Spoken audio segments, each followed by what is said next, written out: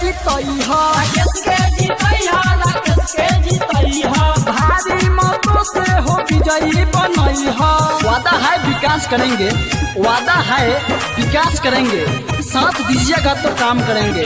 जात पात की बात नहीं, जात पात की बात नहीं, किसी अमीर गरीब के साथ घात नहीं।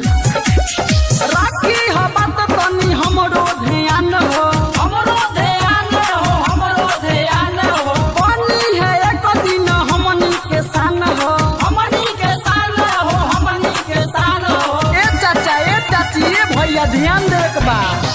राखी हो बात तनी हमरो ध्यान हो, हमरो ध्यान हो, हमरो ध्यान हो, भैया भौजी के जाके समझई ह, जाके समझई हो, जाके समझई हो।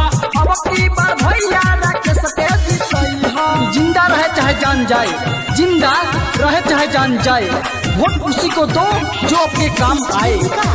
राकेश भैया जिंदाबाद, जिंदाबाद जिंदाबाद।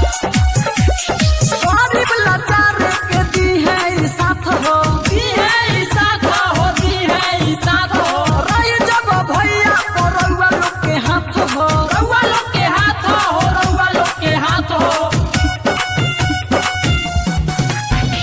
गरीब लाचार के दी है साथ हो, दी है साथ हो, दी है साथ हो। पंजी तकेला कहे प्यार तू बरसई ह, प्यार तू बरसई हो, प्यार तू बरसई हो। अब की बार भैया राकेश के जीतई ह। सुनो ये चाची सुनो तनी चाचा, सुनो तनी चाचा, सुनो तनी चाचा, कहतनी बतिया जवन हम साचा। जवन हम साचा, जवन हम साचा। जब घड़ी गली गली में तू बतई ह, मैं तू बताई हो, मैं तू बताई हो। अब की बार भैया राकेश के जीतई ह, राकेश के जीतई हो, राकेश के जीतई हो, भारी मतों से हो विजयी बनई ह। PS रिकॉर्डिंग स्टूडियो डुमरसन मेला।